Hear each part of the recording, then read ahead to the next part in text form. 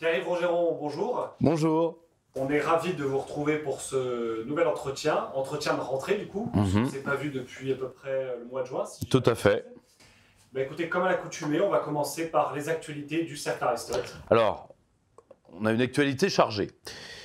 Donc, pour les... on va commencer par étapes. La nouvelle saison du Cercle Aristote est complète, donc là nous avons d'ores et déjà toutes les dates jusqu'en décembre. Donc je vous invite à aller sur cerclearistote.com pour découvrir tous nos invités. Nous allons essayer de nous concentrer sur cette année, sur notre cœur de métier. Nous allons lancer de gros projets pour pour la rentrée 2019 qui vous seront dévoilés au fur et à mesure de l'année. Mais là, comme les européennes, ça va être énormément de débats. On va essayer de faire beaucoup de rencontres, de faire venir beaucoup de grands noms. On a d'ores et déjà, par exemple, Blandine Barrett-Kriegel qui va venir pour cette saison, Charles Gave, Laurent Oberton, etc. Enfin, voilà, vous découvrirez tout ça sur cerclearistote.com. Je dois dire, et là, à tous mes amis auteurs, on va essayer de faire passer tout le monde, mais aujourd'hui, nous croulons sous les demandes pour l'équipe de Paris. Ça devient difficile à gérer. Il faut aussi que les gens le comprennent. On ne peut pas multiplier le nombre de lundis, comme certains partis politiques multiplient le nombre de mises en examen. Donc, voilà, nous faisons tout ce que nous pouvons pour faire le meilleur combat métapolitique possible. Je lance par ailleurs, vis-à-vis des reprises vidéo, un appel à tous les youtubeurs patriotes, c'est-à-dire tous ceux qui sont exclus qui sont hors des cadres de la psychiatrie, hein, si vous voyez ce que je veux dire, et qui se reconnaîtront, pour que nous essayions tous de nous rendre l'appareil. Nous sommes tous face, quel que soit notre degré de spécialité, nous faisons des vidéos longues, techniques, pour un public averti, pour des gens qui veulent travailler ensuite, etc. Et nous faisons également des vidéos d'actualité, mais nous sommes tous en face de la censure. Donc, je renvoie un appel. Il y a maintenant des gens excellents dans la galaxie nationale, le Cercle des Patriotes disparus, Souverain, même je vois d'ailleurs une nouvelle critique de gauche qui monte à travers des gens comme celui qui fait « je suis pas content ». Voilà, il y a quand même beaucoup de gens qui... je pense qu'on devrait, à un moment ou à un autre, se parler, parce que nous avons les mêmes ennemis, parce que la censure va nous frapper. Les conseillers d'Emmanuel Macron en la matière sont pour la plupart d'anciens vilpinistes, donc des gens qui ont vu la chape de plomb de la liberté d'expression en France être entrouverte, c'était l'arrivée de Zemmour, Cherokee, etc. Tout ça avait été entre autres encouragé par Nicolas Sarkozy pour foutre le maximum de bordel en vue de son élection.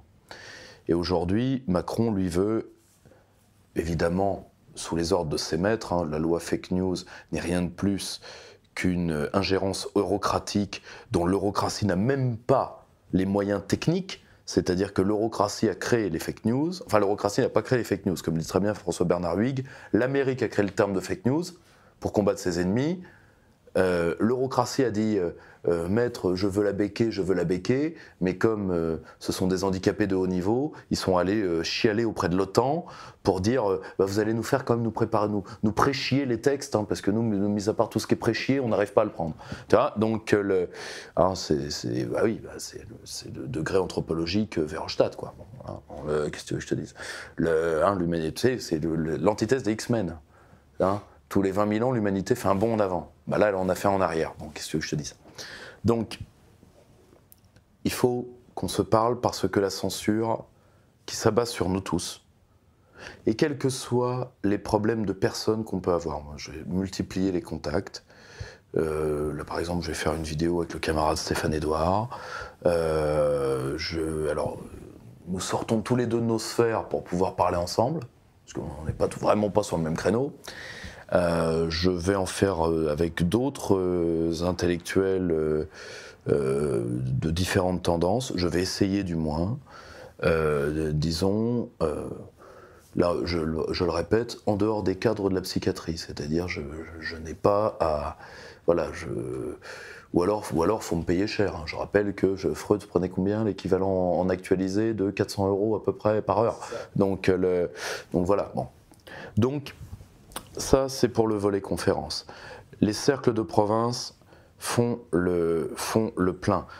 Là, d'ici quelques semaines, le cercle Res Communa de région parisienne va faire une conférence sur l'éducation nationale. Vous aurez les dates sous la vidéo.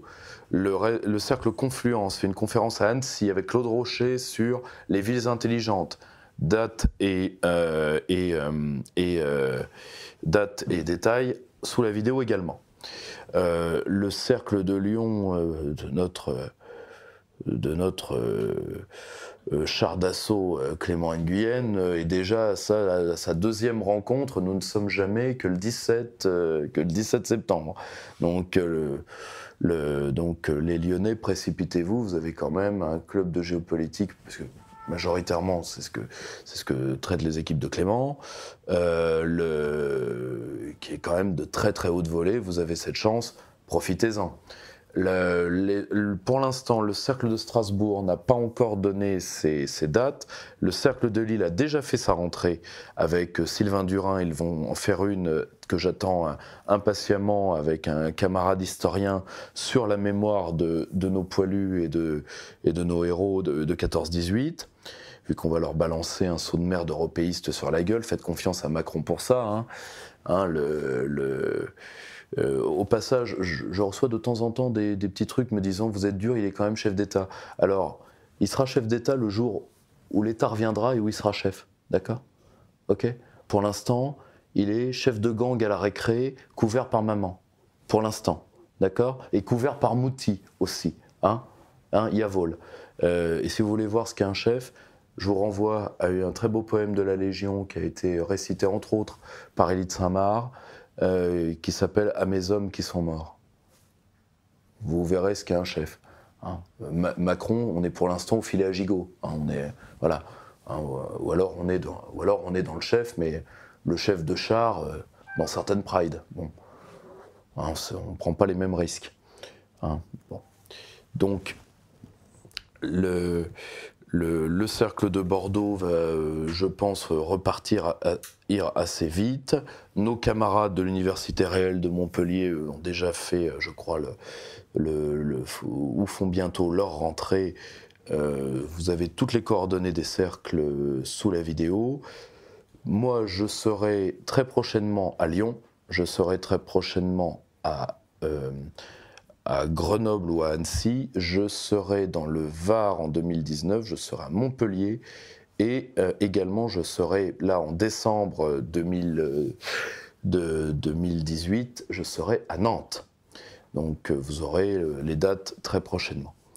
Donc ça va être une rentrée un peu chargée.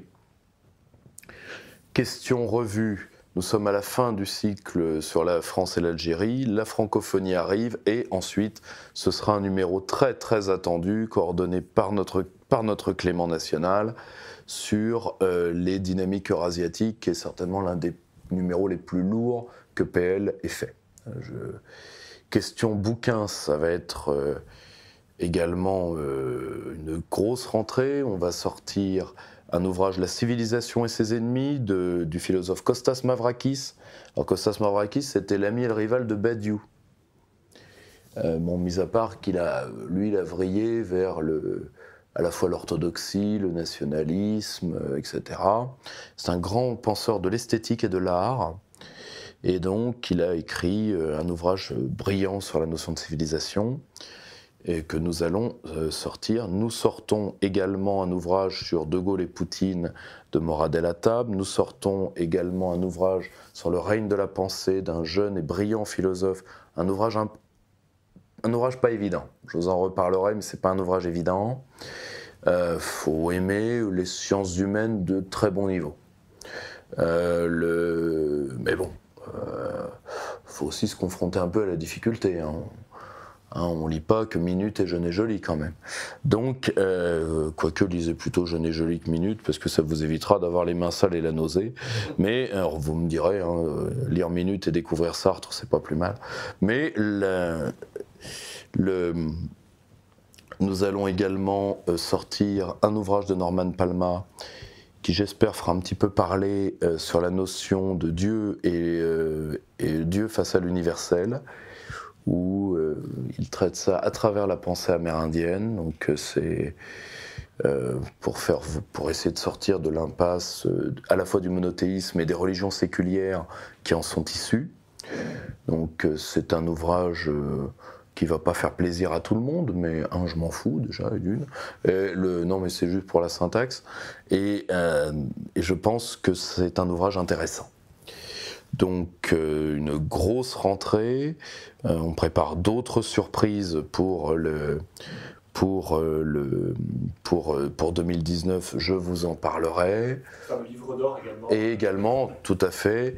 Et là, je vous demande de noter la date, lundi 26 novembre. Pour l'instant, le lieu n'est pas encore totalement confirmé. C'est les 10 ans du Cercle Aristote. Nous sommes en train de faire un ouvrage collectif avec tous nos compagnons de route pour revenir sur les grandes notions. Ce sera un dictionnaire du militant, vous me l'avez longtemps demandé, avec des bibliographies, un ouvrage d'introduction aux notions et aux grandes questions, fait par ce que mon équipe a de meilleur, fait par ce que mes amis ont de meilleur, nos amis ont de meilleur. Et nous essaierons de passer une soirée sympathique. Je ferai l'animation d'une petite conférence bilan et non pas dépôt de bilan. Hein. Je laisse ça à Benoît Hamon, qui est très doué en la matière quand même. Hein. Il faut saluer le caractère multicarte de Bilal. Mais si, quand même. Si tu veux, avant qu'il dise quoi que ce soit, tu sais qu'il va te parler d'un dépôt de bilan en plus, tu vois. C'est dans ses yeux, c'est dans ses, tu vois, c'est, tu vois, il a l'allure des pots de bilan, il a la gueule des pots de bilan, enfin tu vois, tu le vois, tu te dis fin de partie, tu vois. Alors qu'il a rien dit, il va te demander un café, rien, mais tu vois, c'est Bilal, tu vois, c'est le chic Bilal. C'est-à-dire quand il arrive, c'est fini. D'ailleurs, maintenant qu'il arrive, la gauche c'est fini. Tu vois, il y a que Mélenchon qui veut ramasser les miettes. Donc retenez bien, lundi 26 novembre, on va essayer de se retrouver un peu tous ensemble dans Paris pour un événement sympathique. Là, pour le coup, plus détendu que ce qu'on fait d'habitude. Autre chose, je permets de réagir toujours dans l'actualité du Cercle. Puisque j'ai eu beaucoup de questions suite à mon passage à l'Action française. Alors je tenais à remercier François Belker, à remercier toute l'équipe de l'AF qui ont été adorables avec moi quand je suis allé à Roanne à leur camp d'été, et tous les camarades que j'y ai vus, Bernard Lugan, Gérard Leclerc, tout ça. Beaucoup de gens se sont un peu formalisés du fait que j'ai appelé les militants de l'AF camarades, et en effet ce sont mes camarades. Et tous les nationalistes authentiques sont mes camarades. C'est-à-dire tous ceux qui ne sont pas des bagages oubliés de la Wehrmacht, qui ne sont pas des branleurs, ou qui ne sont pas des gens qui ont de la politique parce que la psychanalyse coûte trop cher. D'ailleurs, c'est un appel, faites de la psychiatrie low cost pour les dissidents 2.0. Aidez-nous à les réémigrer dans le réel. Donc, je salue mes camarades de l'AF avec qui j'espère nous allons pouvoir travailler, parce que le milieu national est aujourd'hui un milieu pléthorique où il y a de moins en moins de gens sérieux. Donc j'essaye de travailler avec les gens sérieux, quel que soit leur bord idéologique d'ailleurs. Je ne pense pas que quelqu'un que j'admire et que j'aime beaucoup, comme Élise Blaise, soit en total accord avec la ligne de mes camarades. Et pourtant, je n'hésite pas à dire qu'elle est la meilleure journaliste je dirais même de la droite française, pris des pages Chaumont du Figaro jusqu'aux médias dissidents type TV Liberté ou autre. disons que les journalistes du Figaro ne prennent pas ça pour eux. Hein. Je ne pense pas que du mal d'eux. J'en pense beaucoup. Mais je pense aussi autre chose. J'ai aussi un peu de mépris, en plus d'en penser du mal. Mais pas de tous, hein. Jetez pas la pierre. Donc voilà, je pense qu'il est grand temps que les gens sérieux se parlent parce que le macronisme a éveillé une sorte de culte adolescent que nous avons vu lors de l'affaire, par exemple, du Mondial. Parce que, par exemple, pour que des gens comme Henri de Lesquen, contre lequel je n'ai rien, s'attaquent à Jacques Sapir en disant, en psalmodiant des trucs sur les Khazars, etc. Enfin bon, là on est dans... C'est même indigne du bonhomme, je trouve. Sapir, d'ailleurs, a répondu vertement et virilement, comme l'homme fort qu'il est. Il lui a dit « Vous êtes des Français de papier », ce qui n'est pas faux. Une partie de la droite française et le gros souci, c'est que les nationaux doivent s'écarter exactement de la même manière que deux liquides non miscibles s'écartent l'un de l'autre, des dissidents de poids zéro et des tarés. Ensuite, huile et vinaigre. Comme disait, d'ailleurs, je reprends un communiqué brillant de l'AF, quand il disait au milieu de l'été, nous écraserons la presse Bosch. Je pense que ce communiqué est arrivé à bon entendeur, hein. Et pas uniquement Porcinet, hein. Il n'y a pas que Porcinet qui est visé, mais je pense qu'il est grand temps il est grand temps que les gens qui veulent authentiquement servir la cause se parlent quel que soit et se parlent sans condition préalable. J'essaierai de faciliter ça autant que faire se puisse et s'écartent des autres de manière définitive. Il y a des gens qui n'ont plus rien à se dire. Ultime point pour l'actualité du cercle, vous pouvez nous aider. Vous pouvez nous aider de 3 manières. Nous avons eu une lourde augmentation de nos frais suite par exemple à l'augmentation de nos salles. Donc, il y a des choses qui vont être modulées, il y a un système peut-être de carte de membre qui va être étudié. Vous pouvez toujours nous faire un don par Tipeee, nous faire un don sur notre site. Vous pouvez vous abonner à la revue, acheter nos livres. Il y a des tas de manières de nous aider. Nous avons aussi besoin...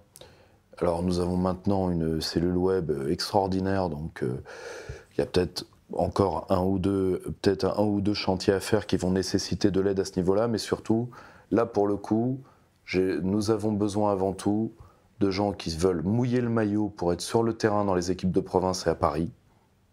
Donc vous me contactez cerclearistote@gmail.com et de ceux qui veulent écrire, corriger, mettre les mains dans l'encre, ceux qui ont une œuvre, je ne dis pas ceux qui pensent en avoir une, hein, ceux qui sont prêts à travailler sur des notes techniques, sur des fiches.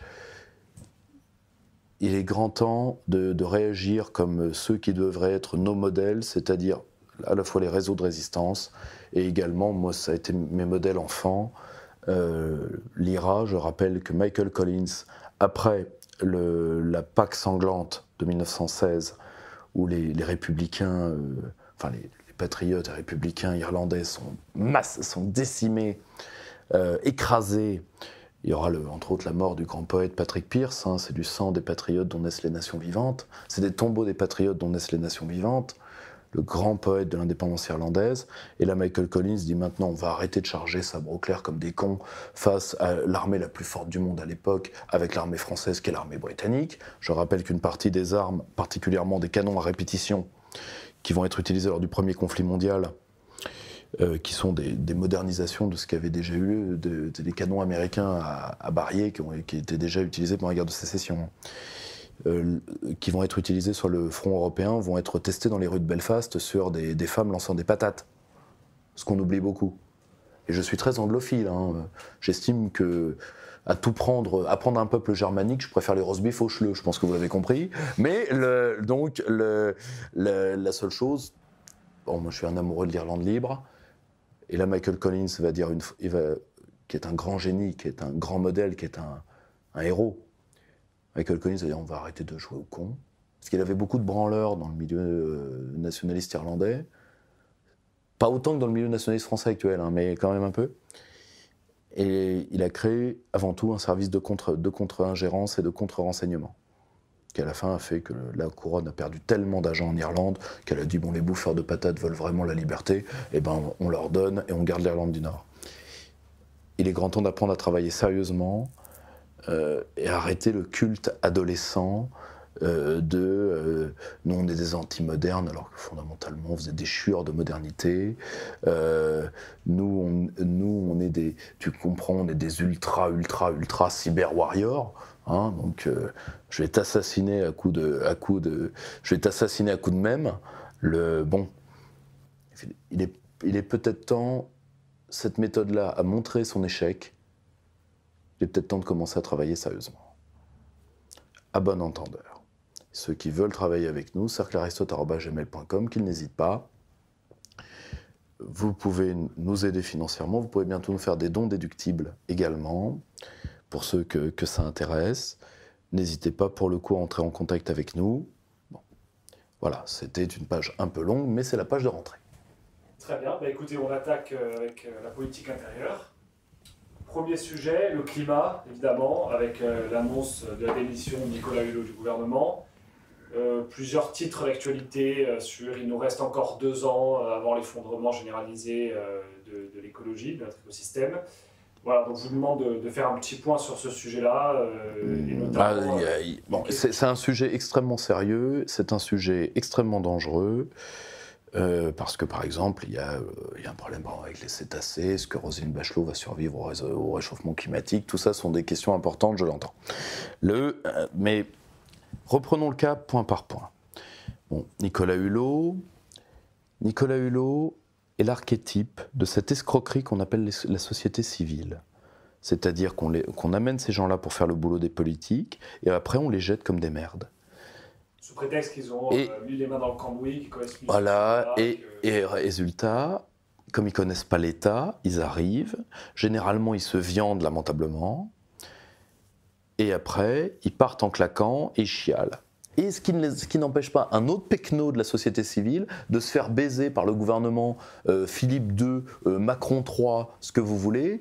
Et voilà. Et enfin, il était quand même allé jusqu'à donner, je crois, il voulait donner un secrétariat d'État à Jamel Debbouze, hein, un homme qui a le bras long.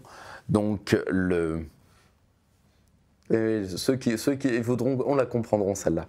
Alors, on va être très clair. Nicolas Hulot est un homme qui, je pense, est pénétré de ses idées. Je ne remets pas du tout en cause.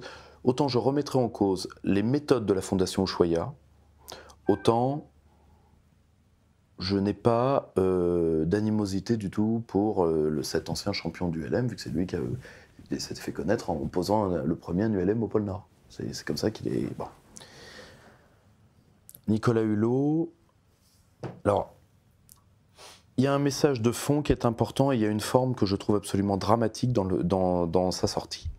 Alors, je pense qu'il y a réfléchi jusqu'en entrant sur le plateau. Il était en face donc de Léa Salamé, je crois, et de... Ouais, alors, il faut dire, il est vrai que voir la tronche de Nicolas Demorand le matin, ça doit aussi faire un choc. Hein, au réveil, ça doit être dur. Mais il n'y a pas de quoi chialer pour autant. Je n'aime pas les gens qui désacralisent les larmes. Ça me choque beaucoup. Quand Malraux, ministre d'État, venait de perdre son fils, à 1 ou 2 jours près, hein, il arrive devant le général, ça leur a fait encore un point commun, vu que De Gaulle a perdu sa fille un soir de Noël, elle est morte dans ses bras, une pneumonie, sa petite Anne, handicapée, morte à 20 ans, dont il s'est occupé toute sa vie, contrairement aux bonnes familles catholiques de l'époque qui les mettaient dans des mouroirs, hein, les mêmes qui viennent vous dire que tous les enfants ont le droit à la vie, ben oui. Hein, c'est les mêmes qui jetaient leurs gamins dès qu'ils avaient un défaut un défaut de conception. Donc bon, mais bon, hypocrisie et monothéisme, c'est quand même consubstantiel. Or, De Gaulle, lui, s'est occupé toute sa vie de sa fille handicapée, toute sa vie, au gré des déménagements à Londres, etc. Bon. Et donc, ça, vous voulez, la perte d'un enfant est une douleur anthropologique indicible. déjà perdre nos parents alors que nous y sommes anthropologiquement programmés, vu que la pyramide des âges fait que théoriquement nos parents nous meurent avant nous. Enterrer un enfant, malheureusement c'est un sujet que je connais un peu, c'est une part de soi qui meurt définitivement. Vous en remettrez jamais. Bon. Donc, qui n'a pas vécu ça ne peut le comprendre. Et Malraux regarde le général, vous savez quelle phrase il lui dit? Parlons d'autre chose. On ne m'enlèvera pas de l'idée qu'il y a quand même eu une part d'anthropologie qui s'est barrée dans la cuvette de quelque part. Hein, on ne me l'enlèvera pas de l'idée. Donc, pourquoi se mettre à chialer? Nicolas Hulot n'a pas, je pense, n'a pas de problème personnel. Il n'a pas de responsabilité personnelle dans son échec. Je pense qu'il a essayé quelque chose, mais il s'est heurté à deux choses. Premièrement, Emmanuel Macron n'a que le ministère de la parole. Il a des pouvoirs qui ne sont même pas ceux d'un préfet du début de la Ve République. Tout le reste, c'est l'eurocratie. Bon, l'eurocratie et l'écologie sont deux dossiers qui s'excluent l'un l'autre. Ou alors vous faites de l'écologie hors sol, vous êtes Europe Écologie Les Verts. Donc impossible d'avoir un capitalisme vert, comme on dit, comme on a utilisé ces vous pouvez faire du capitalisme vert si vous voulez. Le problème, c'est que le capitalisme se définit par la marchandisation de toute chose. Si vous marchandisez le vivant, donc vous allez le faire entrer dans l'empire du droit, du contrat et de l'évaluation, donc du prix, eh bien vous lui retirez sa sacralité. Bon, donc vous le détruisez. C'est normal. Il faut décréter les biens environnementaux tabous, au sens anthropologique du terme. Vous savez ce que c'était les biens tabous? C'était les biens dans lesquels, pendant les pillages et les partages de butin, on ne touchait pas parce que c'était des biens tabous. Voilà. Vous comprenez? Par exemple, un pays comme le Kenya, je crois, vient d'établir la peine de mort pour tout trafiquant sur certaines espèces, éléphants et d'autres. C'est très bien. Rappelez-vous, dans un entretien il y a 2 ans, je l'avais annoncé ça, que ça allait tomber. C'est-à-dire que l'Afrique commence enfin à se dire c'est le capital de nos enfants, c'est le capital de notre terre, ça ne nous appartient pas. Nous en sommes d'un côté les intendants et non les propriétaires, et donc nous éliminerons ceux qui veulent le détruire. Et d'ailleurs, c'est très bien que le Kenya continue. Pour moi, un gros port de Chleux ou de Texan qui va exercer sa virilité blasée avec une arme de guerre pour flinguer à bonne distance un fauve, mérite largement de se prendre une glastos. Donc, pas de problème là-dessus. L'écologie, nous sommes d'accord, a affaire au sol et à la vie. Une écologie hors sol est un oxymore par nature. Alors je sais qu'une partie des cadres d'Europe Écologie Les Verts, s'ils regardent cette vidéo, vont sauter par la fenêtre. Je leur rappelle, tel que je les connais, que le rez-de-chaussée est inutile dans ce cadre-là et je leur demande de monter dans les étages. Parce que l'esprit pratique n'est pas tout à fait ce que j'ai pu constater chez eux au Parlement européen. Donc bon, mieux vaut que. Or, l'écologie, parce que c'est la défense de la vie,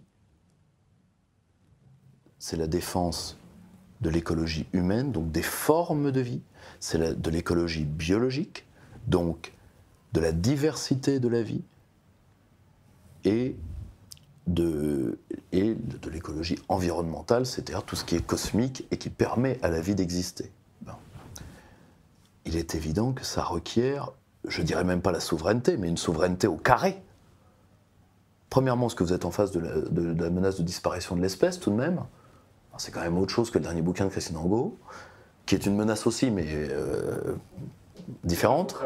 Et évidemment, quand vous êtes dans un État non souverain et quand vous êtes un État acté, hein, parce qu'aujourd'hui la devise de Macron c'est Ciao Pantin. Bon. Il est évident que vous ne pouvez pas faire d'écologie. Voyons. Un des arguments qui est avancé par les contradicteurs, c'est de dire que ça ne pourra se faire qu'au niveau international. Ah, d'accord. Ouais. Oui, mais ma tante en avait 2, enfin, de tout ça. Alors, je vais vous répondre avec le cas de l'épidémiologie. si on avait eu ce raisonnement d'imbécile, parce que c'est un raisonnement, je vous renvoie aux écrits d'Olivier Rey sur la notion de taille. À un moment, mieux vaut une structure petite qui fait bien et qui est copiée, plutôt que d'attendre de la structure globale qui n'a jamais bougé. Dites-moi quelque chose qu'on a enrayé à l'échelle internationale. L'épidémiologie, on a commencé à faire les vaccins, l'élimination des épidémies, pays par pays.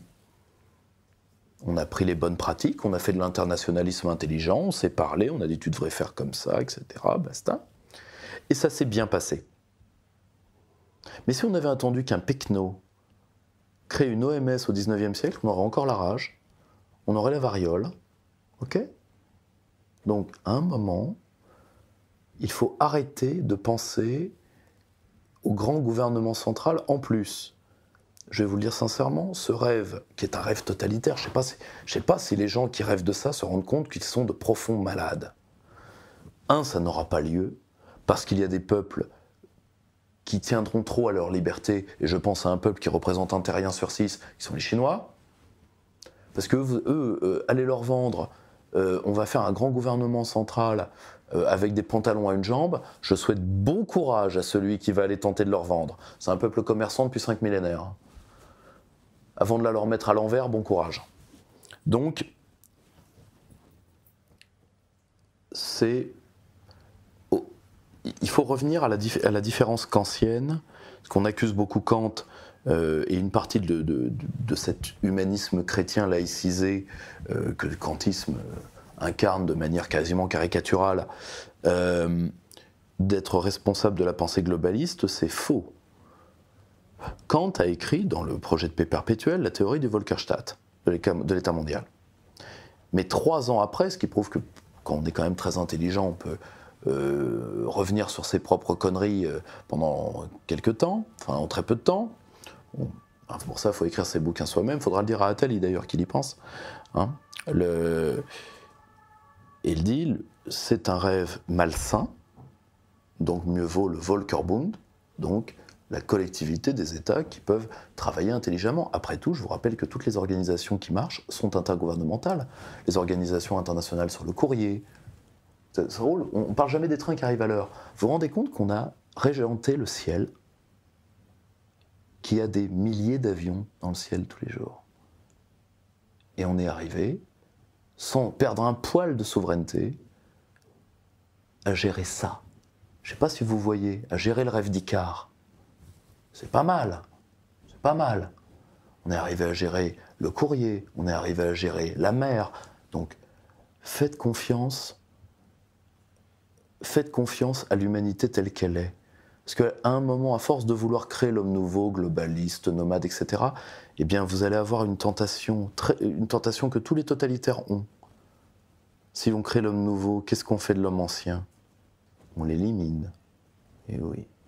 D'ailleurs, il y a 2-3 théoriciens transhumanistes qui sont pas loin de la dire, celle-là. Bon. Donc, il faut bien comprendre une chose. Nous en sommes tout à fait capables. La seule chose, c'est que c'est l'écologie ou le capitalisme. Or, pour lutter contre l'externalité négative du capitalisme, pour retourner l'économie contre elle-même, vous avez besoin d'une forme de souveraineté, d'une lourdeur que vous n'imaginez même pas. Je vais vous dire pourquoi. Le capitalisme repose sur 2 pulsions primales fondamentales. La pulsion d'accumulation et la pulsion d'imitation. Le désir mimétique et l'envie d'accumuler, l'envie de richesse, qui étant été une sous-pulsion libidinale. Parce que vous avez beaucoup, donc vous allez pouvoir vous reproduire beaucoup. Parce que pourquoi ? Parce qu'anthropologiquement, c'était comme ça attirait les femelles, etc. Bon, très bien. Or, si vous voulez lutter contre ça, et le désir mimétique est encore plus fort que la passion d'accumulation. Si vous voulez lutter contre ça, il va falloir aider les hommes à reprendre un sens dans leur vie. Vous allez faire ça avec Édouard Philippe, les demi-molles, Gérard Collomb qui est sénescent, Angela Merkel et Guy Verhofstadt. Enfin, je vous le dis tout de suite, l'Europe, autant que ça se termine, on met Closed à l'entrée, on fait un suicide collectif comme les Lemmings, et puis terminé. Non mais, vous comprenez ce que je veux dire ? Du coup, il faut se méfier de l'argument climatique comme argument mondialiste. Non, mais, tout ça, ou... non, mais l'argument climatique, premièrement, il faut laisser la science travailler. Est-ce qu'il y a un changement climatique Oui, non. Nous, on avait eu... Moi, j'ai fait éditer un climato-sceptique parce que c'est interdit. Marc Lemaine, Science et désinformation, je vous renvoie à son livre. Et je l'ai édité uniquement parce qu'il méritait d'être édité, parce que c'est un livre de fond. Je ne dis pas que j'épouse tout ce qu'il dit, très loin de là. Le problème, c'est qu'il n'aurait pas eu d'éditeur. Or, jusqu'à preuve du contraire, c'est permis par la loi. Bon. Oui, non. Deuxièmement, est-il un réchauffement général ou un réchauffement localisé ? Encore une question, est-il d'origine humaine, n'est-il pas d'origine humaine ? Autre question, est-il lié à des facteurs majeurs extra-humains, solaires, cycle climatique, d'histoire longue, etc., comme le disent des gens qui sont historiens du climat, comme Emmanuel Leroy-Ladurie. Bon, mais par contre, déjà, il faut laisser la science travailler. De l'autre côté, il faut se dire, peu importe, nous devons être le plus unis au cosmos. Donc nous devons être le plus supportable pour la Terre.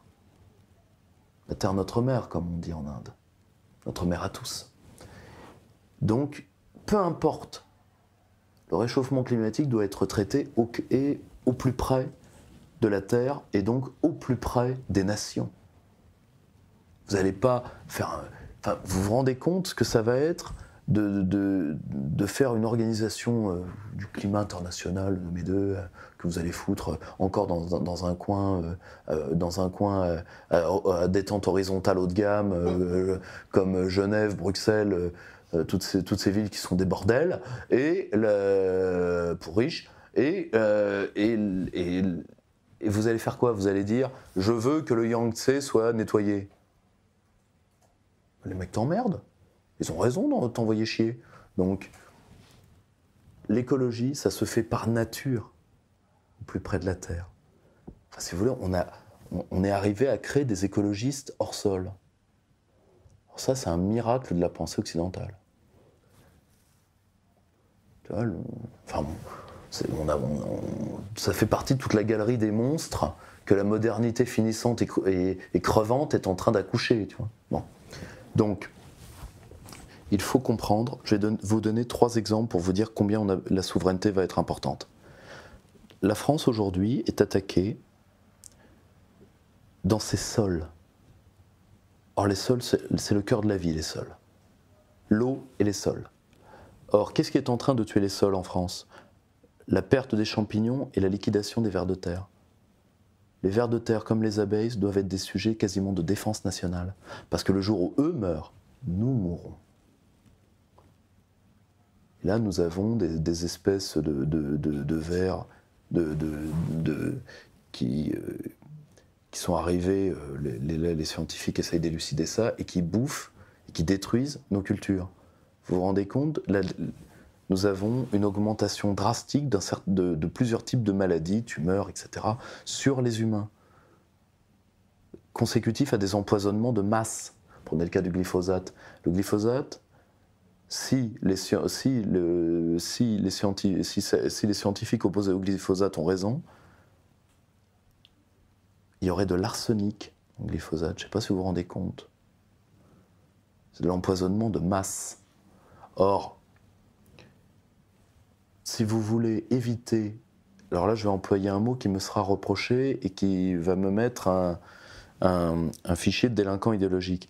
Mais je dirais une décadence biologique de l'espèce humaine, c'est-à-dire que les êtres humains vivent de plus en plus malades, aujourd'hui nous avons en Amérique du Nord, par exemple, dans certaines classes sociales, un recul de l'espérance de vie, et pendant ce temps-là, on nous vend le transhumaniste pour les riches. Alors qu'aujourd'hui, le but, c'est de faire vivre le mieux possible les hommes, à moindre coût pour leur environnement naturel. Pour ça, vous avez besoin, vous êtes dans la quintessence de la souveraineté, vous êtes dans la défense de la vie.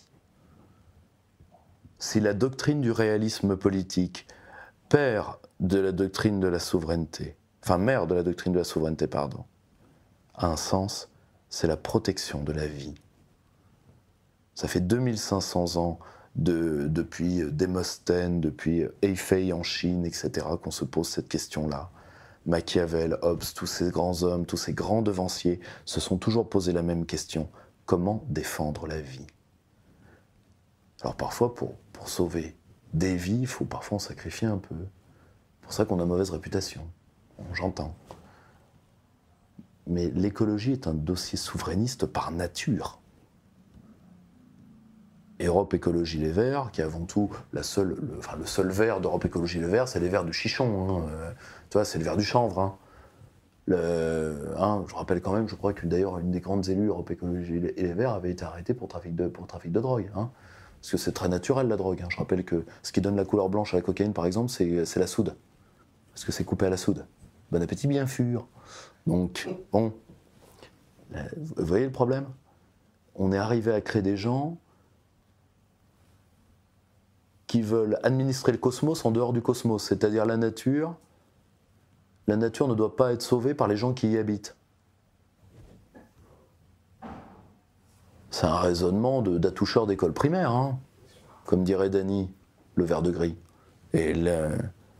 Donc vous voyez, Hulot était dans un pays sans souveraineté. Point 1. Point 2, dans un pays sans souveraineté, qui est-ce qui règne? Les mafias, les bandes, les gangs et les lobbies.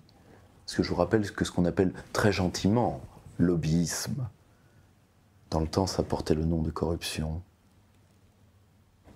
Alors le brave monsieur Coste, contre lequel je n'ai rien, qui d'ailleurs est un défenseur acharné du lobbyisme, quand j'étais gamin, il avait publié un bouquin sur le pouvoir des lobbies. Et donc lui, il représentait le lobby des chasseurs, qui s'estime être les premiers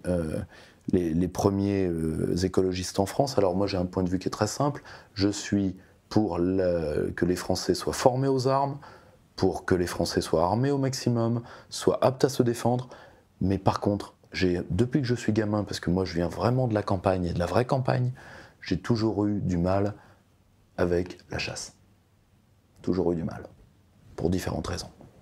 Ensuite, c'est un droit qui doit être préservé, mais qui, je pense, devrait être beaucoup plus encadré. Et en tout cas, qui ne doit pas faire l'objet de corruption à la tête de l'État. Or, nous allons, pour protéger notre écosystème, pour protéger nos oiseaux, on ne se rend pas compte de l'effort de souveraineté gigantesque et d'adaptation de nos modes de vie qui va être nécessaire. Le marché ne le fera pas, premièrement parce qu'il n'est pas là pour ça, et deuxièmement parce qu'il n'en a rien à foutre. Les boîtes privées ne feront pas ça parce qu'elles contrebalancent le coquillard. Donc qui fera ça? L'État. Alors si vous êtes des écologistes intelligents, vous devez être souverainiste et étatique. Ou alors vous êtes des branleurs. Vous êtes des branleurs et vous confondez le culte de Gaïa à la mère Terre et le culte de Chicha Rasta Bob Marley. Ce n'est pas la même chose. Ce n'est pas la même chose. Et dernier point, vous ne pouvez pas faire de l'internationalisme abstrait, du no borders à la con pour débiles mentaux, et être écologiste. Pourquoi? Parce que quand une collectivité humaine s'ouvre trop à des collectivités étrangères, ça détruit aussi son écosystème. Donc soyez écologiste jusqu'au bout, comme le camarade, par exemple, Gauthier Bèze de la revue Limite, comme des gens comme Hervé Juvin, soyez écologistes jusqu'au bout, soyez des écologistes conséquents, et même socialisants, si vous le voulez. Mais si vous êtes écologiste et socialisant, dites-vous Aurélien Bernier ou rien. C'est-à-dire au moins soyez dans la lignée de mecs sérieux comme Aurélien, comme Aurélien Bernier, au moins. Le problème, c'est que pour beaucoup d'écolos de la gauche, quand on vous dit Aurélien Bernier ou rien, vous répondez ou rien. Hulot, faut pas lui en vouloir. C'est comme Berne, Macron les a eus, parce que c'est des mecs qui doivent avoir bon cœur. Mais on ne réglera pas les grands problèmes. S'ils sont couplés à l'absence de souveraineté, eh bien, vous réduisent à une seule position, faire perdurer les carreaux fêlés. C'est ce que Macron fait au service de ses maîtres. passe au deuxième gros sujet qui a marqué l'été, enfin les derniers mois on va dire. L'homme de main, du coup, je pense qu'on peut l'appeler comme ça, de Emmanuel Macron. Oui, homme de main, roturier, casseur de gueule, quoi. Écoutez, un point sur l'affaire, là, parce qu'il va normalement passer devant le Sénat. Alors, il n'était pas à la hauteur de cette institution. Ah bah, l'institution ne mérite pas Hassen Benalla de son vrai nom. Hassen dit Alexandre. Voilà, il est. Alors, bon, il a frappé. Il y a trois problèmes là-dedans. On peut parler de racaille. C'est la racaille, non mais c'est totalement de la racaille. C'est la racaillocratie, mais d'un côté, quand vous n'avez pas de souveraineté, vous avez, je rappelle, les bandes, les gangs et la racaille. Est-ce qu'on va éternellement refuser de voir l'éléphant au milieu du salon ? Tout ça est logique. Le pouvoir est en train de pourrir, et donc quand vous pourrissez, que fait la bourgeoisie ? Quand elle est en face du peuple qu'elle déteste et qu'elle sent que la situation lui échappe, elle appelle le lumpenprolétariat, elle appelle la racaille, parce qu'elle a le même code d'honneur que ces... Enfin, d'honneur. Elle a le même code de déshonneur que ces gens-là.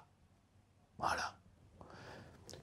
Alors, Alexandre Benalla était donc à mi-temps le gardien d'Emmanuel Macron, celui également à l'autre mi-temps de Brigitte Macron. C'est un des préférés de Brigitte Macron. Beaucoup de gens posent de drôles de questions sur la réalité personnelle de cette affaire. Je n'entrerai pas dans les détails, ne les ayant pas et n'ayant pas envie, vu le caractère ragoûtant de la chose, de les connaître plus avant. Mais il y a trois problèmes. Le premier, c'est qu'Emmanuel Macron a mis en secret défense. Il a habilité secret défense. Il devait diriger un service de sécurité à l'Élysée. Et en plus, il était surpayé, il a eu un grade militaire par usurpation. Ce sont 4 faits graves, qui sont, pour au moins 3 d'entre eux, des atteintes à la sûreté de l'État. Ça, c'est le premier point. Le second point, donc, pourrissement de l'État et racaillocratie. Second point, c'est il faut bien comprendre la problématique des services d'ordre. C'est que quand vous vous méfiez de l'État et que vous êtes président de la République, vous faites appel à de drôles de gens. François Mitterrand avait pris un homme d'extrême droite, M. de Grossouvre, ami de l'histrion d'extrême droite qui a fait un happening un peu raté à Notre-Dame, Dominique Vénère, pour diriger ou pour chapeauter les services spéciaux français, sachant que M. de Grossouvre avait des rapports, disons, collés serrés avec les services spéciaux américains dès la fin de la guerre. Un jour, je pense que le sieur de Grossouvre a dû déplaire au président Mitterrand, et le sieur de Grossouvre a été retrouvé suicidé. A priori, il est arrivé à se suicider avec les mains attachées dans le dos, ce qu'on appelle du contorsionno-socialisme. C'est beau, un homme de gauche qui va jusqu'au bout. Or,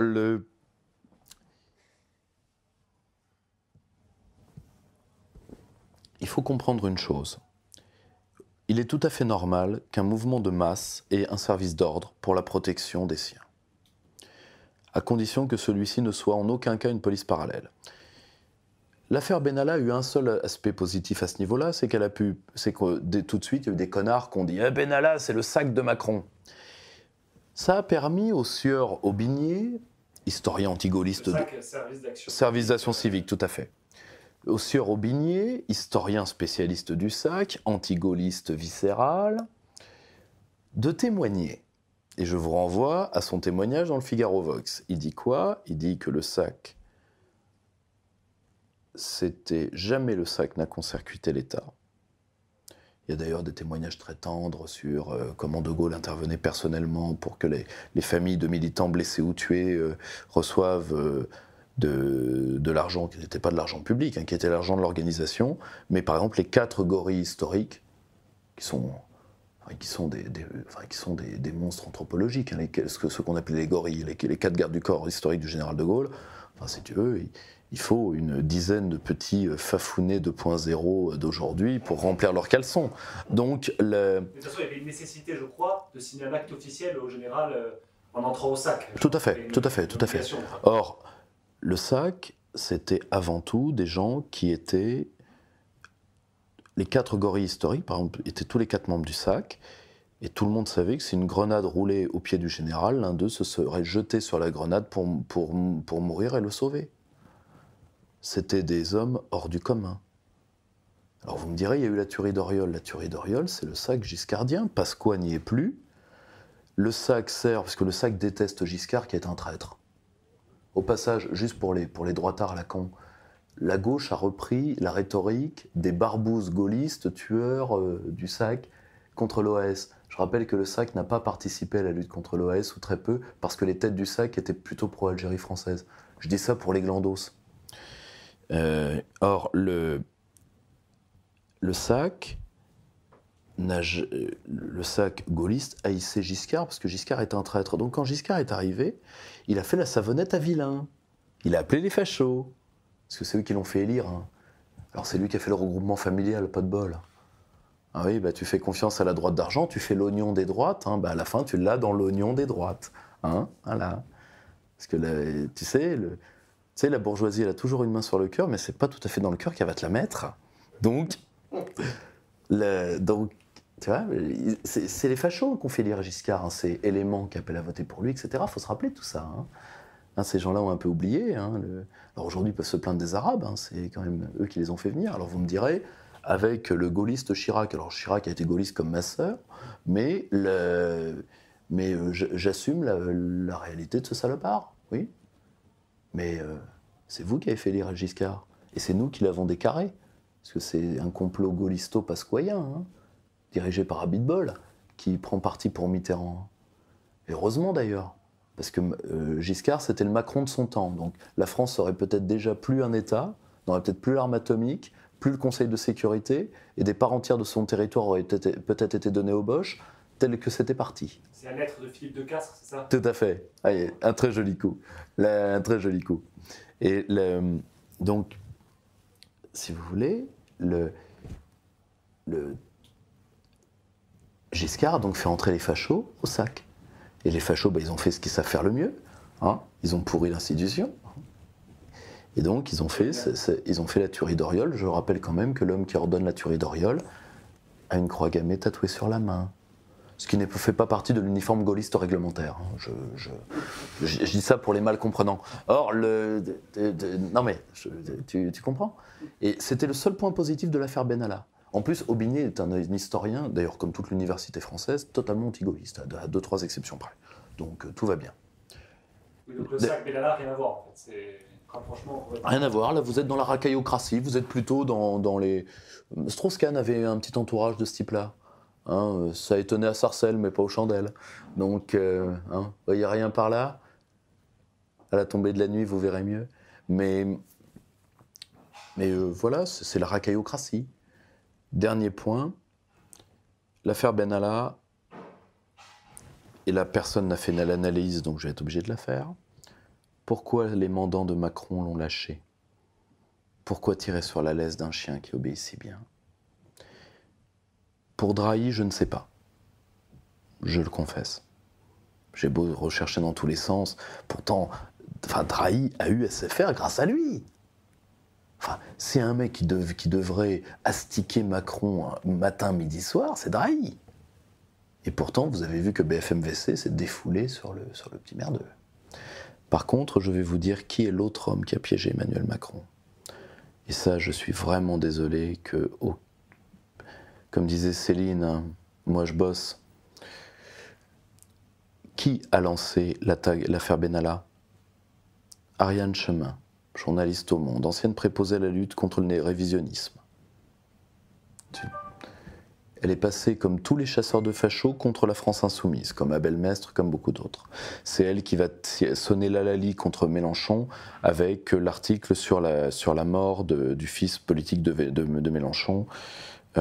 Comment s'appelle-t-il? Vous pouvez trouver son éloge funèbre avec un Mélenchon au bord des larmes, c'est très beau d'ailleurs. Comment il s'appelait? C'est le mari de Charlotte Girard. C'était... on mettra son nom en incrustation, François,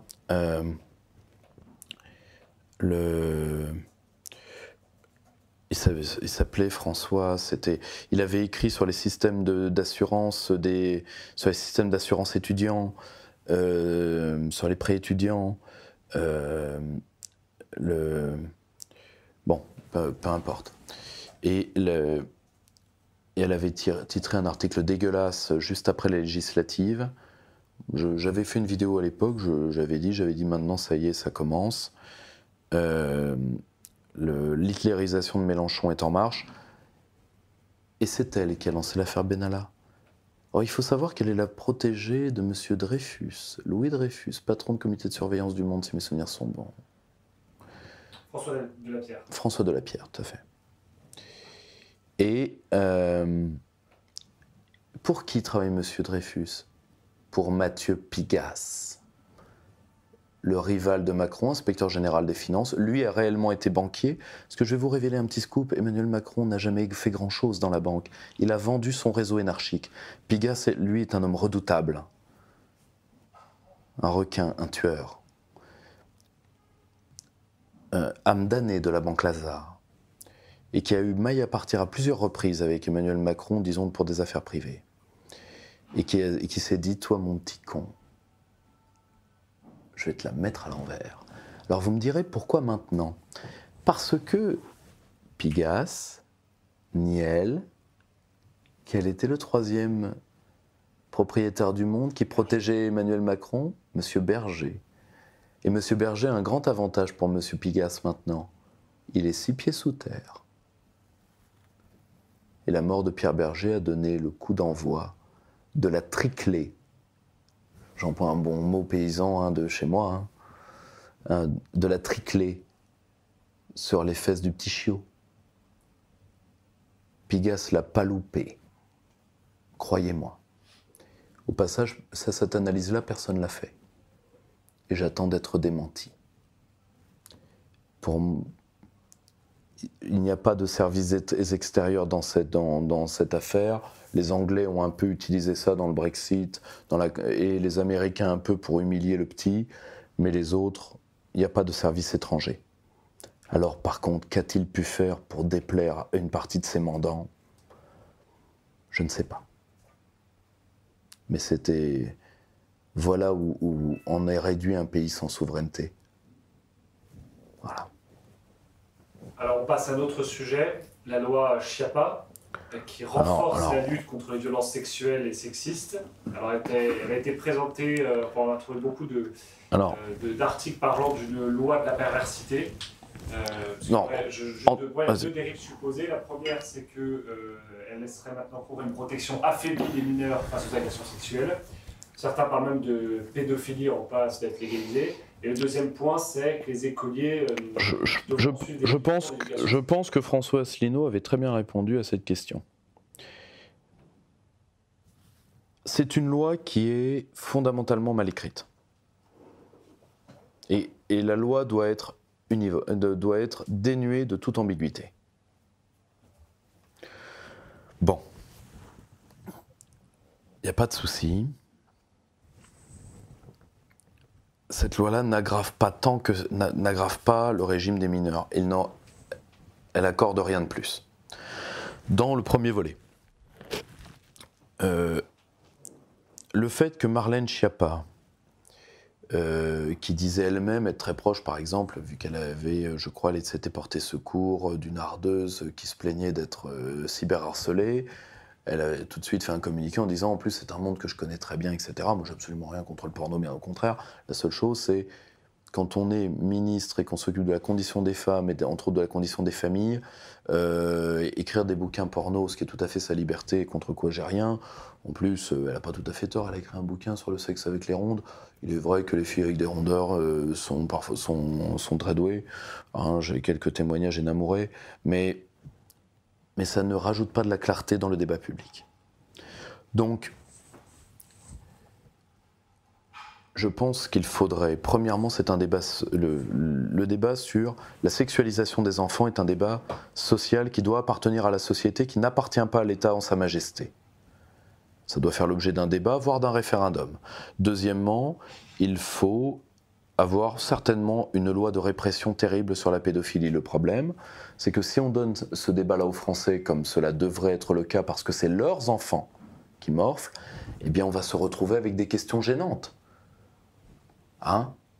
C'est-à-dire, par exemple, je vous donnais un exemple, il est absolument ignoble qu'un homme comme Marc Dutroux, justice belge, mais le parallèle serait tout à fait possible en justice française, harcèle tous les 2 ou 3 ans les parents de ses victimes de lettres d'excuses pour qu'ils le laissent sortir. En s'attaquant aux enfants, ces gens-là privent la société d'un espoir. Alors il faut leur dire que tout espoir leur sera pris. Je ne dis pas nécessairement leur élimination physique, je pense que c'est entre les mains du souverain, donc entre les mains du peuple. Je veux juste que ces gens-là sachent que quand ils sont dans la main de l'État, ils seront écrasés. Alors vous me direz, le pardon, je suis désolé, j'appartiens à un État laïque, moi. Le pardon, c'est le fait des prêtres, des rabbins et des curés. Dieu pardonne-moi pas. Dieu pardonne-moi pas. Et des imams, si vous voulez. Mais ce n'est pas à l'État de pardonner. La pédophilie est une dégénérescence terrible d'une société. Et une société qui ne protège pas ses enfants est une société morte. Alors vous me direz, oui, mais est-ce qu'on va pas un peu loin? Le code Napoléon mettait la majorité sexuelle à 11 ans. Certes, mais à l'époque, on vivait 35 ans à 40 ans. Vous voyez, c'est pas les mêmes 11 ans. Donc, et de toute façon, vous n'aviez pas de mariage de petites filles dans les campagnes françaises, hein, quand bien même. Hein. Donc, je pense... Mais là, par contre, il faut être totalement clair sur ce sujet. Ce n'est pas en faisant venir des gens de culture rétrograde qui s'attaquent aux petites filles ou aux petits garçons que vous allez aider à la condition des femmes et des enfants en France. En plus. Attention, nous avons également nos pédophiles autochtones, il n'y a pas de problème là-dessus. La seule chose, ce n'est pas en important ceux des autres que vous allez y réussir. Alors, vous me direz, il y avait le brave Laurent Alexandre qui dit, vous savez, laissons-leur le temps de devenir gay-friendly. Il est vrai que le Pashtun afghan issu de sa grotte qui arrive ici, il vient quand même d'un stade de développement qu'on a au-dessous, qui n'a pas d'équivalent dans notre histoire à nous. Parce qu'on dit il vient du Moyen-Âge. Non, non, il vient pas du Moyen-Âge, il vient de la barbarie, ce qui est différent. À la rigueur, les chleux peuvent lui parler parce qu'eux, ils viennent de ça. Nous, on n'a pas connu ça. Donc, pas comme ça. Donc, il ne va pas évoluer tout de suite, hein, parce qu'il a quand même 2 millénaires et demi dans la vue. Hein, bon.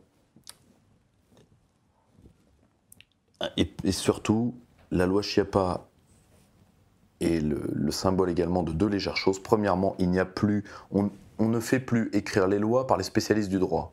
Donc, on fait des lois bavardes, droits de l'homiste, équivoques, et inutile. Et en plus, cette manie de mettre le nom du ministre, parce que chaque ministre veut sa loi à la con, et donc torche une loi écrite avec les genoux, tu vois, écrite avec les genoux par un mec qui à la base vient de la tectonique, quoi, tu vois, d'une musique de con faite à la presse hydraulique, et tu obtiens ce genre de résultat. Tu vois? Donc, à un moment, il faut, tu vois, un moment, là encore, redevenir sérieux, mais quand le pouvoir n'est plus une épreuve, tout est de la parodie, tout est de la dérision. Schiappa, elle s'en fout. Elle fait une loi qui ne va pas être appliquée. Alors moi aussi, je peux t'en folâtrer dans les pastels, hein, avec ces conneries. Quand le pouvoir est plus une épreuve, t'as ça. Le ridicule et le déshonneur.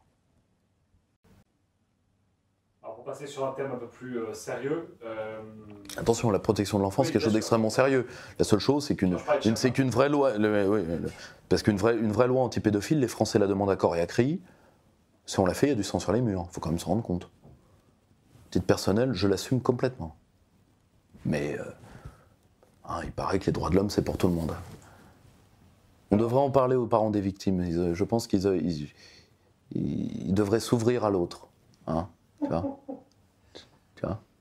le visage de l'autre, comme disait le père Hamel. Alors, on a assisté à la reconnaissance cette semaine de la mort de Maurice Audin, est-ce qu'il faut adopter la jurisprudence Gérard Longuet, c'est-à-dire le doigt d'honneur face caméra, ou pas? Bah, le gros problème de Gérard Longuet, c'est que c'est une caricature qui répond à des caricatures. Je préfère un acte authentique, hein, du genre Rodrigo Duterte face à l'Union européenne. Alors, on va être très clair. En plus, je trouve que Duterte le fait bien, alors que l'autre, tu vois, ça se voit que c'est un gnome, quoi. Or, voilà Alors ça, il faut remercier M. Villeni. M. Villeni, donc, c'est lui qui a demandé à Macron. Hein, c'est Charlie la chocolaterie qui a demandé qui a demandé à Macron de faire ça. Voilà, le dresseur d'araignée. Hein, il devrait essayer avec Nadine Morano. Et le gros souci... Alors, c'est inutile pour 3 raisons. Revenons sur le cas. Cet homme... Après une vague d'attentats lourds du FLN, cet homme est arrêté par les paras parce qu'on le soupçonne d'être l'hébergeur des chefs du Parti communiste algérien dissous. D'être l'hébergeur, c'est-à-dire le Jawad. Hein, donc, on le soupçonne d'être le Jawad Alors il faut savoir que le PC algérien, au moment de Sétif, demandait la répression. Mais en 1954, demande l'indépendance, mais de manière différente du FLN. Il finira par avoir un accord, une sorte de paix froide, et des membres du PCA, Parti communiste algérien, passeront dans les rangs du FLN.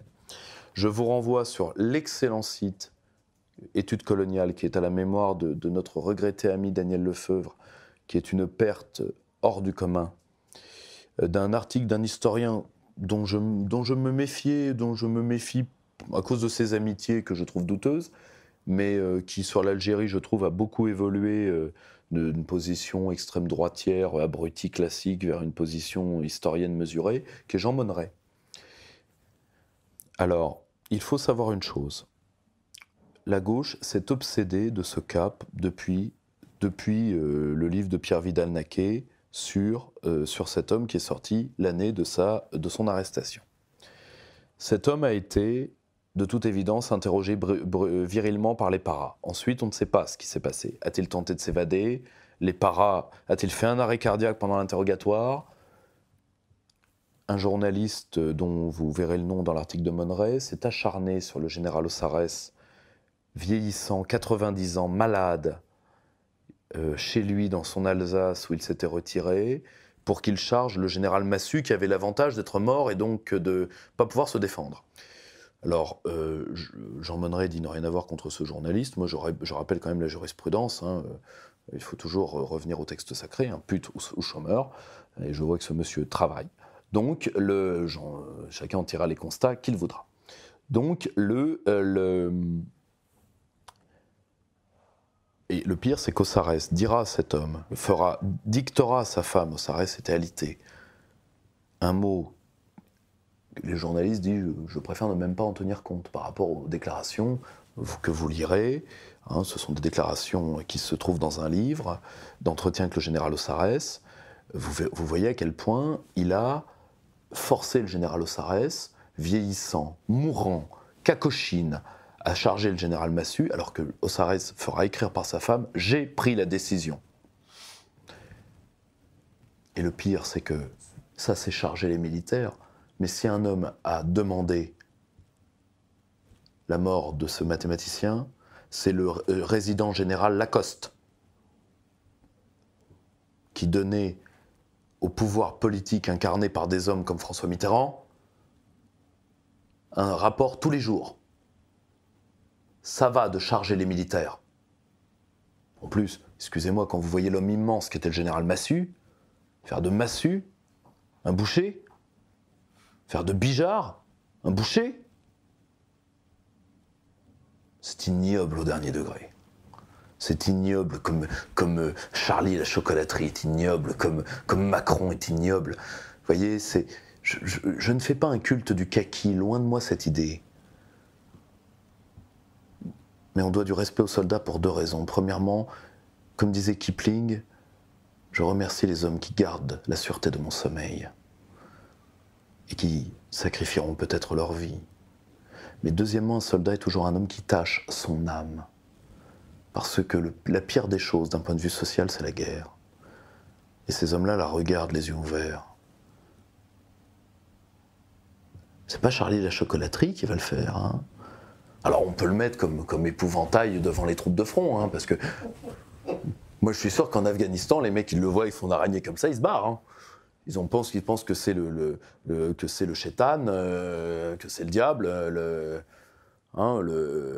qui se méfie parce que chez moi en Asie, ils tenteraient peut-être de le bouffer. Mais parce que au Cambodge, les araignées on les bouffe, donc qui se méfie quand même. Mais bon, alors, tout doit pas être comestible dans le Villani, ça c'est indiscutable. Mais d'avoir cette obsession pour vouloir humilier l'armée, pour traquer la partie la pire de la gauche, c'est-à-dire cette gauche tiers-mondiste qui adorait la nation quand c'était celle des autres, mais qui nous l'a interdit. Cette gauche Jean Daniel, cette gauche informe, ignoble, qui en plus, une fois que le FLN leur a fait voir son véritable visage, qui était d'un parti révolutionnaire pro-musulman, et non pas un parti communiste, il faut arrêter de raconter des conneries, et ben eux, ils lui ont dit, oui, mais quand même, et les droits de l'homme, enfin ta gueule. C'est un grosso modo, même la rébellion, les Arabes n'y ont pas le droit. Hein, il faut que tu tiennes la baguette. Il faut, tu vois, c'est une gauche de curé. Tu vois, il faut qu'on respecte ton catéchisme. C'est une gauche de curaille. Et Macron va chercher ça parce qu'évidemment, à droite, là, il a Abdullah, hein, il a bouffé comme il a pu. Regardez, là, Wauquiez est en slip avec le reste de bourgeoisie de province que le RN, FN, syndic de faillite, ce que vous voulez, essaye de grappiller. Non, c'est ridicule, tout ça est lamentable. Et tout ça sur le dos de l'armée française que Macron a dans le nez, parce qu'évidemment, anthropologiquement, si tu veux, entre des mecs qui doivent s'interposer entre des civils et la mort, et lui qui est, si tu veux, qui est tellement pas sorti des jupons de maman qu'il a dû s'en louer une deuxième, c'est sûr qu'anthropologiquement, le dialogue n'a pas été facile, depuis le début. Pour ça que, de toute façon, il n'y aura pas le choix pour qu'il y ait une revirilisation des populations, il faut qu'il y ait une remilitarisation, ne serait-ce que partielle. J'en suis désolé, c'est comme ça. Alors après, ou alors on peut patauger dans la merde. Le problème, c'est qu'après, Aurore Berger, Chiappe à la chaudasse, le Charlie la chocolaterie, comment Bruno Le Maire. Il paraît que Emmanuel Macron a chassé Bruno Roger Petit de sa niche. Enfin, je ne veux pas être méchant, mais anthropologiquement, pour qu'on trouve plus bas, enfin, je vais dire, là, faut importer des foreuses, hein.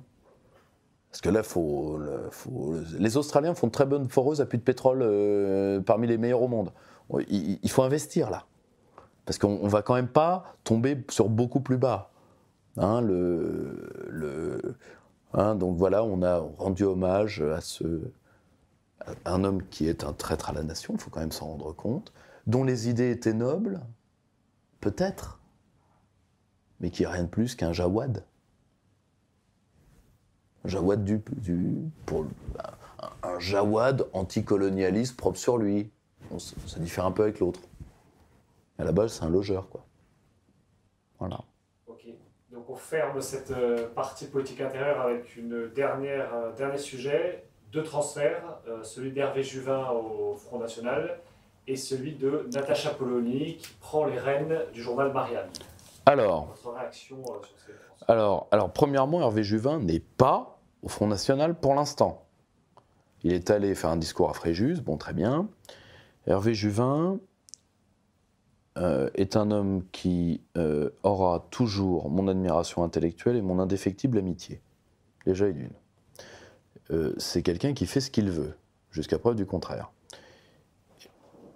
Et je pense que comme le grand patriote qu'il est, il suffit de lire ses bouquins, il a envie d'entrer dans l'arène. Bon. Admettons, je rappelle que pour l'instant, nous sommes dans le virtuel, l'expectative. Bon.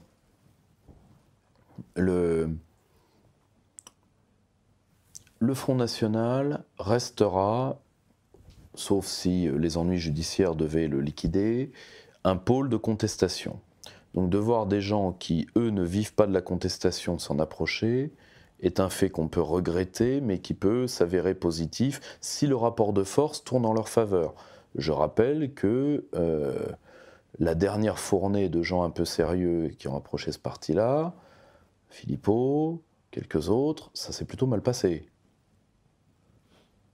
Il faut attendre.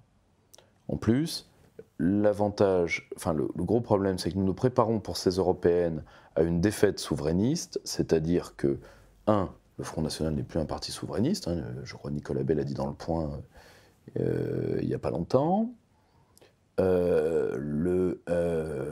Mélenchon fait un calcul mitterrandien sur lequel je reviens une seconde, c'est-à-dire que Mélenchon fait le calcul, les masses populaires ne vont pas voter aux européennes. Pour avoir des voix, il faut baiser la bourgeoisie de gauche. Donc je retire le plan B, d'où les problèmes avec Liam Nock, par exemple, qui est un économiste que j'ai toujours trouvé assez honnête, moi, et travailleur, contre lequel j'ai vraiment rien. Hein. Je trouve que c'est un mec très honnête.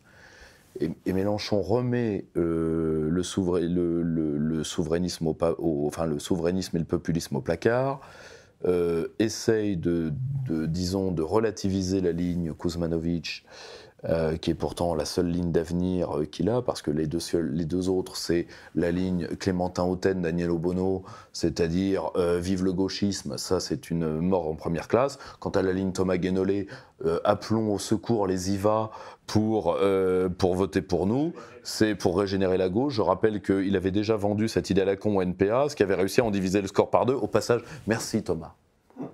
Merci de nous avoir débarrassé du facteur à moumoute. Si tu pouvais y retourner et finir le travail à coup de pelle. Il a fait un rap. Ouais, il a fait un rap à moumoute. Non mais Besancenot et. Enfin, ce qui est très drôle j'adore quand il se la joue prolo, lui qui est quand même l'ancien attaché de Krivine, dont il avait tamponné la fille, qui a vécu ou vit encore d'ailleurs avec une grande cadre du monde de l'édition. Qui est quand même, je pense, une des premières soit du groupe Albin Michel ou un truc comme ça. Ça va, Pépère. Ça va. Hein, comme disait Thierry Leluron imitant Jacques Brel, faut pas jouer les pauvres quand on est plein de sous. Hein. Donc maintenant le facteur à moumoute rap, c'est pas la première fois d'ailleurs qu'il s'essaye à cette sous-culture d'analphabète. Hein, c'est pas grave, hein, Olivier. Hein. Tu fais ton petit show pour épater la galerie. Pendant ce temps-là, Méluche, qu'il veut faire, il veut être mitterrandien, c'est-à-dire il veut plumer la volaille socialiste. Il veut prendre sa revanche.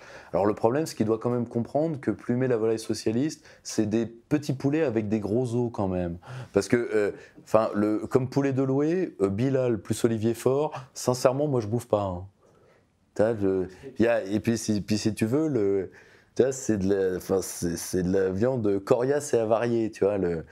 Il y a quand même pas beaucoup de chair dessus. C'est pas grave. Je l'ai dit. Mélenchon mourra à gauche ou vivra comme leader populiste. S'il fait le choix de la mort, il fait le choix de la mort, si tu veux, j'en ai à foutre. Donc d'un certain côté, la seule chose, c'est que ça laisse le monopole de la contestation, soit au Front National. Nicolas Dupont-Aignan louvoie, comme il le fait toujours sur le dossier européen, ce qui est bien dommage. Donc résultat, il n'y a plus que deux partis qui ont une ligne, disons, sérieuse doctrinalement pour les européennes, c'est Asselineau, Philippot, point barre. Voilà, point. Il faut en prendre acte.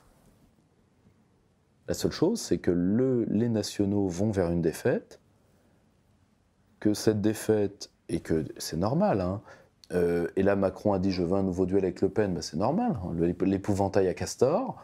Bon, donc tu la mets devant, hein, les castors font barrage, hein, la gauche castor, hein, celle qui fait barrage A, et donc voilà la stratégie de l'épouvantail à castor. Bon, ça a marché une fois, pourquoi pas deux. Là par contre, Macron va quand même se la manger sévère, hein, parce que ensuite, sur une ligne non eurosceptique, sur une ligne de collaboration, ce que je comprends de la part des cadres du Rassemblement national, dont la plus grande partie de l'état-major a mis en examen pour détournement d'argent public dans le cadre du Parlement européen. Donc ils essayent de... Alors, premièrement, ça a deux problèmes. La stratégie du dos rond, quand on est accusé de ça, premièrement, ça ne donne pas l'image d'un innocent. Parce que théoriquement, un innocent se défend quand on l'attaque. Il ne plie pas. Je n'insinue rien, hein, je fais un constat. Deuxièmement, l'Union européenne, c'est l'Allemagne. Les Schleux vous récompensent toujours de baisser les yeux devant eux en vous foutant leurs pieds dans la gueule. C'est leur... voilà, ils sont comme ça fait des siècles qu'ils sont comme ça. Pendant la guerre des Gaules, ils étaient déjà comme ça. Donc, ils ne vont pas changer pour vos beaux yeux. Bon, le problème, c'est pour ça que les gens sérieux doivent au moins se parler pour encaisser le choc de 2019 et voir ce qui est possible. Parce que de toute façon, je vous le dis tout de suite, hein, pour l'instant, ce qui se joue, c'est la réélection de Macron dans un fauteuil. Parce que le Rassemblement national ne gagnera jamais, c'est évident. Nicolas Dupont-Aignan, je lui souhaiterais de gagner, mais de gagner sur quelle ligne, avec quels hommes? Et là, c'est le même problème que Polony. Polony, bon, c'est très bien qu'elle est Marianne, mais quelle ligne elle va faire? Du chevènementisme abstrait? Alors qu'il y a la place pour un vrai journal populiste au sens noble du terme. Le seul mec intelligent de la jeune presse française, c'est Geoffroy Lejeune, de toute façon, pour l'instant. Parce que lui, il l'a compris. Et les mecs de Sud Radio, eux, ils l'ont compris. Alors, on peut ne pas aimer Valeurs Actuelles, on peut faire un populisme différent de celui de Valeurs Actuelles. C'est ce que Polony devrait faire, mais pour ça, elle ne peut pas s'entourer que de chevènementistes. Ce qu'a tué Chevènement, c'est le déficit d'incarnation de la nation. Quand vous en êtes à la nation, c'est les papiers, vous êtes cuit. Voilà. Parce qu'il y a quand même un monde entre ça et retourner aux vieilles lunes, à l'union des droites, à Pétain et à tout ça, et de suivre le chemin de déchéance qui est celui d'Éric Zemmour aujourd'hui. Donc il y a tout un monde. Est-ce que Polony saura le faire? J'en sais rien. Je rassure. Je lui souhaite. Ceux qui me suivent, on va faire un point sur Éric Zemmour à la fin tout à fait. de l'entretien. Alors justement, pour parler de l'agencement d'entretien, on va inaugurer une nouvelle rubrique qui est celle de la justice, avec un point cette semaine, l'état de délabrement de la justice française, et notamment par le prisme du coup de l'affaire Clément Méric, qui a marqué l'actualité. Le meilleur article sorti sur cette affaire, c'est l'article de Régis de Castelnau, qui arrive souvent en personnage d'ailleurs, qui est un grand avocat, qui est en plus un homme que je trouve très sympathique. Il faut bien comprendre une chose, il faut revoir, je ne veux pas entrer dans le détail des faits, je dis juste que on a jugé des hommes pour ce qu'ils sont. Et je comprends tout à fait qu'on déteste ce qu'ils sont. Ou ce qu'on prétend qu'ils sont, ou qu'ils ont été. Mais dans une cour de justice, ce qui compte, et particulièrement dans l'application de la loi pénale qui doit être stricte, ce n'est pas qui sont ces hommes. Tout justiciable est égal devant la loi. C'est ce qu'ils ont fait, ce qu'ils n'ont pas fait. Il y a une rixe dans laquelle un gamin est mort, c'est horrible. Un gamin qu'on a envoyé en première ligne alors que son état de santé n'aurait jamais dû permettre qu'il soit dans un groupe de frappe, qui est mort, et c'était, je crois, en plus fils unique pour ses parents, c'est une horreur. Tout ça est un gâchis, mais alors de A à Z. Premièrement, pour le pauvre gosse qui est mort. Deuxièmement, pour les deux autres qui ont fait de la préventive, dont un qui s'est défendu, non, et qui n'a même pas, qui n'a pas touché, je crois, Clément Méric, celui qui s'appelle Dufour, je crois. Samuel Dufour. Voilà. Je comprends qu'on n'aime pas leurs idées, encore, a priori, c'est quand même avant tout deux militants de la cause animaliste. Bon, moi aussi j'aime bien les animaux. On peut ne pas aimer le bord politique qu'on leur prête ou qu'ils sont, ils ont le droit à la loi. Je rappelle que Jawad, dont on obtiendra peut-être d'ailleurs la canonisation par Charlie et la chocolaterie un jour, hein, on ne sait jamais, a pris 8 ans et en a fait 4 pour avoir désossé son meilleur ami au hachoir de boucher. Ce qui est un meurtre. Un assassinat, donc, un assassinat, c'est par nature avec préméditation. Là, nous sommes dans une rixe qui a mal tourné, qui a mal tourné, c'est horrible, c'est atroce, Je déteste ces micro-tendances qui envoient des gamins se foutre sur la gueule dans la rue pour le plus grand plaisir de nos maîtres à tous. Et à la fin, ça se termine par des drames.